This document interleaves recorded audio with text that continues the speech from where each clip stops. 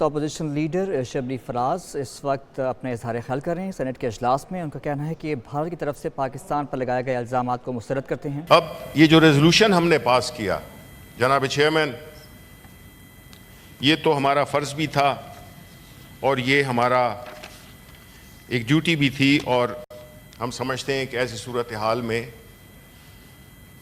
سب کو اکٹھا ہونا چاہیے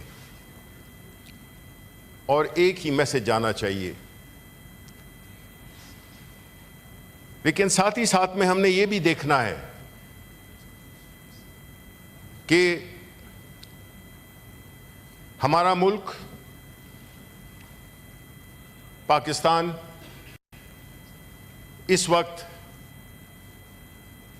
کس حالات سے گزر رہا ہے، اور جو ہمارا دشمن ہے اس نے کیا سوچ کر اور یہ ٹائمنگ کس ٹائمنگ کے ساتھ ہم پہ یہ الزام دھرا۔ دیکھیں، دشمن دشمن ہوتا ہے اور اس میں کوئی شک نہیں ہے کہ انڈیا نے ہمارے ساتھ ہمیشہ دشمنی کی ہے۔ ان کا جو RSS کی جو آئیڈیالوجی ہے، جس کو کہ اس وقت کے پرائم منسٹر اس کو فلی امپلیمنٹ کر رہے ہیں، جس میں مسلمانوں پہ علیحدہ مظالم ہو رہے ہیں، آزاد جمہور اپنے کشمیر میں، آکوپائیڈ کشمیر میں، کیا مختلف بناتا ہے انڈیا کو پاکستان سے۔ انڈیا ایک بڑا ملک جس میں کہ مختلف مذاہب کے لوگ، مختلف طبقوں کے لوگ رہتے ہیں، یہ ہمیں ماننا پڑے گا۔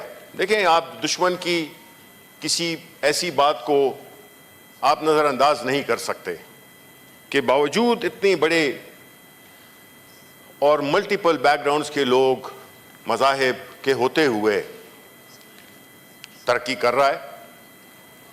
انہوں نے اپنی اکانومی کو بہت بڑا کر لیا ہے۔ Internationally they matter, whereas unfortunately we don't matter. Why? کیوں؟ اس کی جو بنیادی وجہ ہے وہ یہ ہے کہ ڈیموکریسی کیا ہوتی ہے؟ ڈیموکریسی اس ملک کے عوام کی منتخب کردہ نمائندے اس ملک کے بارے میں فیصلے کرتے ہیں۔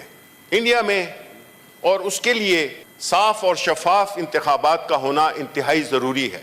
ہم نے کبھی نہیں سنا کہ وہاں پہ الیکشنز میں کوئی کنٹروورسی ہوئی ہو کہ جی یہ فری اینڈ فیئر نہیں ہوا،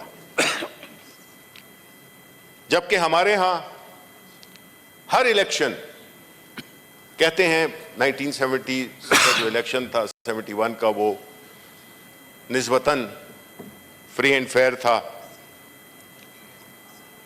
لیکن ہمارے ملک میں ہر الیکشن متنازع رہا ہے، اور اس کی انتہا ہم نے 2024 کو دیکھی،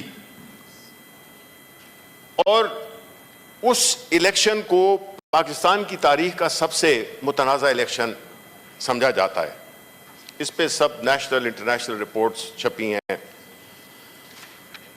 بلڈیٹ کی، اور وہ دوسرا جو ایک ہے مختلف فیفن، اور ایک تیسرا بھی ہے جنہوں نے کہ بڑی تفصیلاً رپورٹس کی ہیں۔